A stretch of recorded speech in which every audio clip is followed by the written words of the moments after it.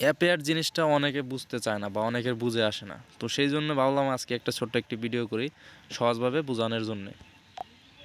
তো এই বিজ্ঞপ্তিটি আমি যেহেতু পেয়ে গেছি, তো এইখানে আমি কিছু কথা বলবো সহজভাবে আপনাদের বোধগম্য হওয়ার জন্য। তো প্রেস বিজ্ঞপ্তি এটা 20 জানুয়ারির সংশ্লিষ্ট সকল অবগতির জন্য জানানো যাচ্ছে যে 47তম বিশেষ পরীক্ষা 2024 অনলাইন আবেদনপত্র। তো এখন এই বিস্তারিত এত আলোচনা করা লাস্ট ডেট হচ্ছে আপনার 30 জানুয়ারি 2025। এখন অবতীর্ণ প্রার্থী মানে কারা আবেদন করতে পারবেন বা অ্যাপে কাদের জন্য প্রযোজ্য হবে।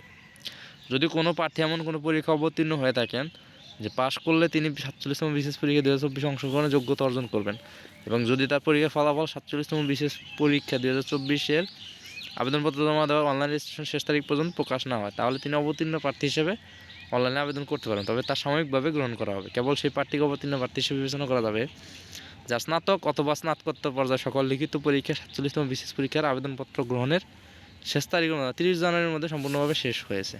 মানে এখানে বিষয়টা হচ্ছে, তো এখানে অনেকে মানে ভুল বোঝাবুঝির একটা বিষয় রয়েছে। অনেকে মানে ভুল তথ্য দিবে, অনেকে ভিডিও ভিউ রিচ করার জন্য অনেক কিছু দিয়ে থাম্বনেল সাজিয়ে ভিডিও হবে, কিন্তু আমি এগুলা মানে আপনাদের সহজভাবে বুঝিয়ে দিই, কখন মিথ্যা কোনো কিছু দিয়ে ভিউ রিচ করা আমি এটাকে সমর্থন করি না। আমি জাস্ট অনেস্ট রিভিউ দিয়ে থাকি। আর আমার চ্যানেলে যারা নিয়মিত দর্শক তারা জানেন যে আমি মিথ্যা কোনো কিছু আমি প্রশ্রয় দিই না, বা আমি নিজে কখনো সমর্থন করি না বা নিজেও করি না। এখানে স্নাতক মানে অনেকে 3 বছর মেয়াদে ডিগ্রি পাস করেছেন, অনেকে তারা ভাবতে পারেন যে তাদের হয়তো তারা স্নাতক, কিন্তু আসলে বিষয়টা না। স্নাতক ন্যূনতম আপনাকে 4 বছর মেয়াদী অনার্স, সেটা হলো স্নাতক বা গ্র্যাজুয়েশন। আর স্নাতকোত্তর হচ্ছে মাস্টার্স, মানে স্নাতকোত্তর ফাইনাল যেটা, মানে সেটা যদি কেউ লিখিত পরীক্ষা দিয়ে থাকেন কিন্তু রেজাল্ট হয় নাই, বা লিখিত পরীক্ষা শেষ হয়েছে বা রেজাল্টের অপেক্ষা করতেছেন, তারা 30 তারিখ এর মধ্যে যদি রেজাল্ট না হয় তাহলে আপনারা আবেদন করতে পারবেন। আর যারা অনার্সের ফাইনাল পরীক্ষা দিয়েছেন বা লিখিত পরীক্ষা শেষ কিন্তু রেজাল্ট হয়নি, তারাও এখানে আবেদন করতে পারবেন।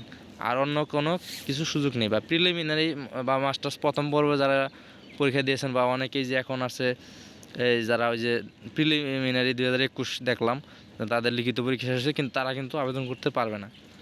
ঠিক আছে, হয়তো বা তারা আবেদন করার জন্য চেষ্টা করবে, কিন্তু মেবি হবে না তাদের জন্য। কিন্তু মাস্টার্স ফাইনালে যারা পরীক্ষা দিয়েছে লিখিত পরীক্ষা, তারা আবেদন করতে পারবে। আর অনার্স ফাইনাল যারা লিখিত পরীক্ষা দিয়েছে, এটাই হচ্ছে অ্যাফেয়ার। তো এটা সহজভাবে বোঝাবে, এখানে কমপ্লেক্সের কোনো কিছু নাই, সহজ জাস্ট একদম ইজি। ঠিক আছে, আমি আশা করি সকলকে সহজভাবে বোঝাতে পেরেছি। তো সকলে চ্যানেলের সাথেই থাকেন। আল্লাহ হাফেজ।